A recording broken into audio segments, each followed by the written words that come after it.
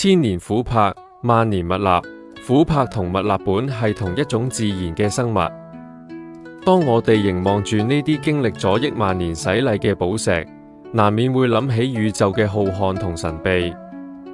4000至6000萬年嘅琥珀係活嘅有機物，係大自然嘅恩賜，亦係時間嘅見證。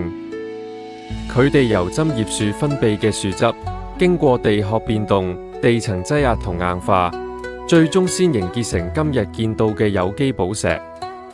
清澈透明嘅叫做琥珀，金黃溫潤嘅就叫做蜜蠟。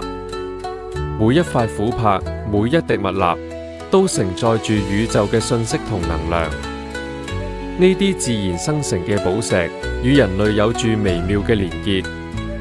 當琥珀同人結緣嗰刻，佢內在嘅能量會自動轉化，為我哋補充氣息，帶嚟好多益處。琥珀嘅功用多元又奇妙，佢可以沉澱思緒，令我哋喺紛亂嘅世界入面重新揾返內心嘅平靜。佢可以啟發心智，喚醒創造力同想像力，助我哋喺人生道路上行得更穩更遠。佢可以引導冥想，幫助深入探索內心世界，與宇宙建立更緊密嘅聯繫。佢可以招財納福，帶來財運與好運，令生活更加富足，更加美好。講到無煙琥珀，更加係純正無瑕嘅象徵，代表高潔與神聖。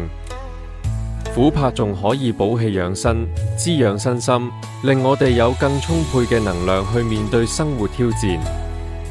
更特別嘅係，琥珀亦能提升屋企嘅財氣，令居住環境充滿吉祥與和諧。人係有機體，琥珀係有機物，兩者自然相應，所以要轉換磁場，用琥珀最見效，能夠提升智慧，增強才能。讓我哋好好珍惜呢啲珍貴嘅寶石，感受佢哋所蘊藏嘅宇宙能量。